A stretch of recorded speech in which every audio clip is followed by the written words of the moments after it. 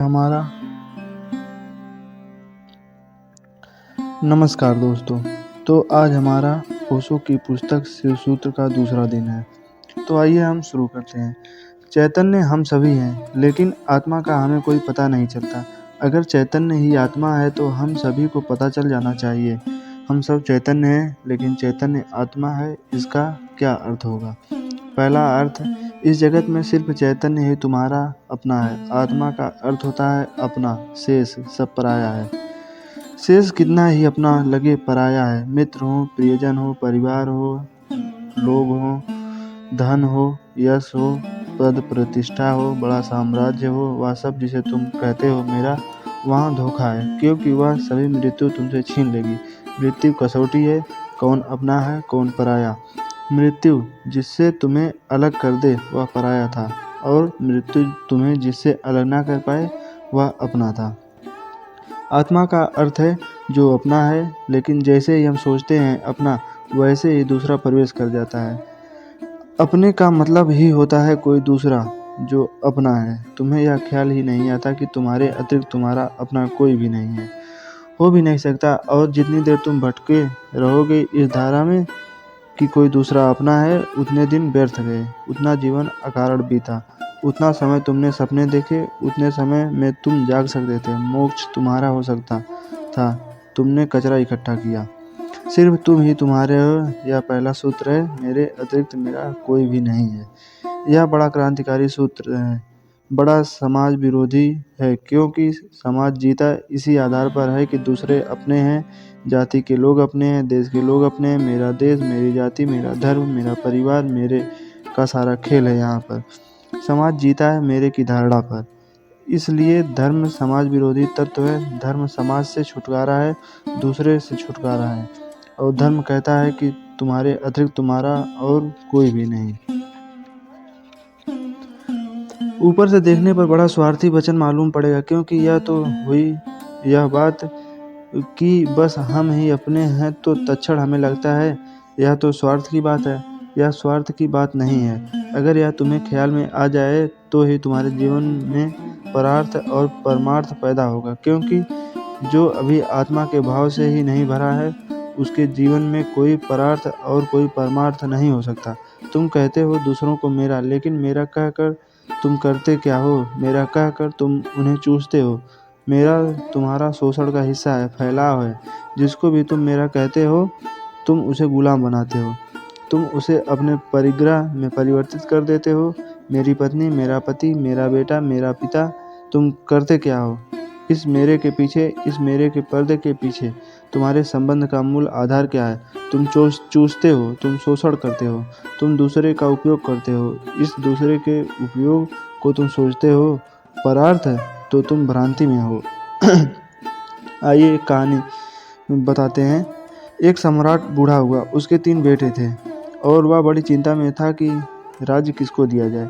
तीनों ही योग्य और कुशल थे, तीनों ही समान गुण धर्म थे, इसलिए बड़ी कठिनाई हुई। उसने एक दिन तीनों बेटों को बुलाया और कहा कि पिछले पूरे वर्ष में तुमने जो भी कृत्य महानतम किया हो, एक कृत्य जो पूरे वर्ष में महानतम हो, वह तुम मुझे कहो।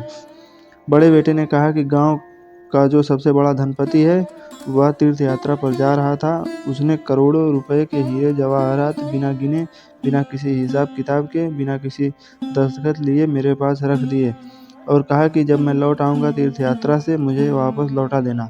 चाहता मैं तो पूरे भी पा सकता था, क्योंकि ना कोई लिखा पढ़ी थी, ना कोई गवाह था। इतना भी मैं ना करता तो थोड़े बहुत बहुमूल्य हीरे मैं बचा लेता, तो भी कोई कठिनाई नहीं थी, क्योंकि उस आदमी ने ना तो गिने थे और ना कोई संख्या रखी थी। लेकिन मैंने सब जैसी की तैसी थैली वापस लौटा दी। पिता ने कहा, तुमने भला किया, लेकिन मैं तुमसे पूछता हूँ कि अगर तुमने कुछ रख लिए होते तो तुम्हें पश्चाताप, ग्लानि, अपराध का भाव पकड़ता या नहीं? उस बेटे ने कहा, निश्चित पकड़ता। तो बाप ने कहा, इसमें परोपकार कुछ भी नहीं हुआ।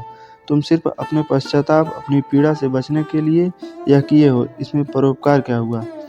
हीरे बचाते तो ग्लानि मन में को पीड़ा देती, कांटे की तरह चुभती। उस कांटे से बचने के लिए तुमने हीरे वापस दिए हैं।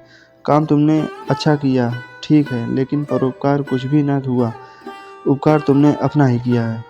दूसरा बेटा थोड़ी चिंता में पड़ा और उसने कहा कि मैं राह के किनारे से गुजरता था और झील में सांझ के वक्त जबकि वहाँ कोई भी ना था, एक आदमी डूबने लगा। चाहता तो मैं अपने रास्ते चला जाता, सुना अनसुना कर देता, लेकिन मैंने तत्क्षण छलांग मारी, अपने जीवन को खतरे में डाला और उस आदमी को बाहर निकाला। बाप ने कहा, तुमने ठीक किया, लेकिन अगर तुम चले जाते और ना निकालते तो क्या उस आदमी की मृत्यु सदा तुम्हारा पीछा ना करती? तुम अनसुनी कर देते ऊपर से, लेकिन भीतर तो तुम सुन चुके थे उसकी चित्कार आवाज़ की, बचाओ। क्या सदा सदा के लिए के लिए उसका प्रेत तुम्हारा पीछा ना करता? उसी भय से तुमने छलांग लगाई, अपनी जान को खतरे में डाला, लेकिन परोपकार तुमने कुछ किया हो, इस भ्रांति में पड़ने का कोई कारण नहीं है। तीसरे बेटे ने कहा कि मैं गुजरता था जंगल से और एक पहाड़ की कगार पर मैंने एक आदमी को सोया हुआ देखा, जो कि नींद में अगर एक भी करवट ले तो सदा के लिए समाप्त हो जाएगा, क्योंकि दूसरी तरफ महान गड्ढा था। मैं उस आदमी के पास पहुंचा और जब मैंने देखा कि वह कौन है तो वह मेरा जानी दुश्मन था। मैं चुपचाप अपने रास्ते पर जा सकता था, या अगर मैं अपने घोड़े पर सवार होकर उसके पास से गुजरता तो मेरे बिना कुछ किए शायद सिर्फ मेरे गुजरने के कारण वह करवट लेता और खड्ड में गिर जाता। लेकिन मैं आहिस्ते से ज़मीन पर सरकता हुआ उसके पास पहुंचा कि कहीं मेरी आहट में वह गिर न जाए, और यह भी मैं जानता था कि वह आदमी बुरा है, मेरे बचाने पर भी वह मुझे गालियां ही देगा।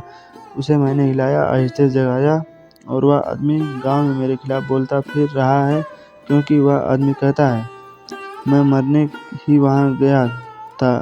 इस आदमी ने वहाँ भी मेरा पीछा किया, या जीने तो देता ही नहीं, इसने मरने भी नहीं दिया।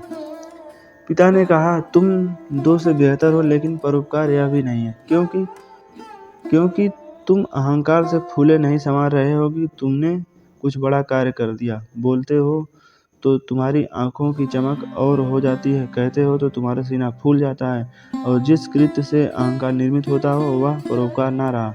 बड़े सूक्ष्म मार्ग से तुमने अपने अहंकार को उससे भर लिया।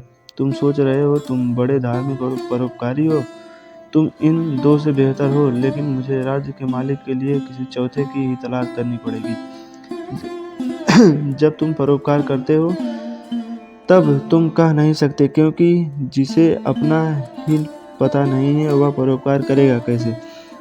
तुम चाहे सोचते हो कि तुम कर रहे हो गरीब की सेवा, अस्पताल में बीमार के पैर दबा रहे हो, लेकिन अगर तुम गौर से खोजोगे तो तुम कहीं ना कहीं अपने अहंकार को ही भरता हुआ पाओगे, और अगर तुम्हारा अहंकार ही सेवा से भरता है तो सेवा भी शोषण है। आत्मज्ञान के पहले कोई व्यक्ति परोपकारी नहीं हो सकता, क्योंकि स्वयं को जाने बिना इतनी बड़ी क्रांति हो ही नहीं सकती। मैंने सुना है कि मुल्ला नसरुद्दीन की पत्नी उससे झगड़ रही थी और कह रही थी कि यह मामला क्या है, एक दफ़ा साफ हो जाना चाहिए। तुम मेरे सभी रिश्तेदारों को नफरत और घृणा क्यों करते हो? नसरुद्दीन ने कहा, यह बात गलत है, यह बात तथ्यगत भी नहीं है, और इसका प्रमाण है मेरे पास, और प्रमाण यह है कि मैं तुम्हारी सास को अपनी सास से ज़्यादा चाहता हूँ। अहंकार ऐसे रास्ते खोजता है, ऊपर से दिखता है कि तुम परोपकार कर रहे हो, लेकिन भीतर तुम ही खड़े होते हो, और जितनी सूक्ष्म हो जाती है यात्रा उतनी ही पकड़ के बाहर हो जाती है। दूसरे तो पकड़ ही नहीं पाते, तुम भी नहीं पकड़ पाते हो। दूसरे तो धोखे में पड़ते ही हैं, तुम भी अपने दिए धोखे में घूम जाते हो, भटक जाते हो। हम सभी ने अपनी अपनी भूल भुलैया बना ली हैं, उसमें हमने दूसरों को धोखा देने के लिए ही शुरू किया था सारा उपाय आयोजन।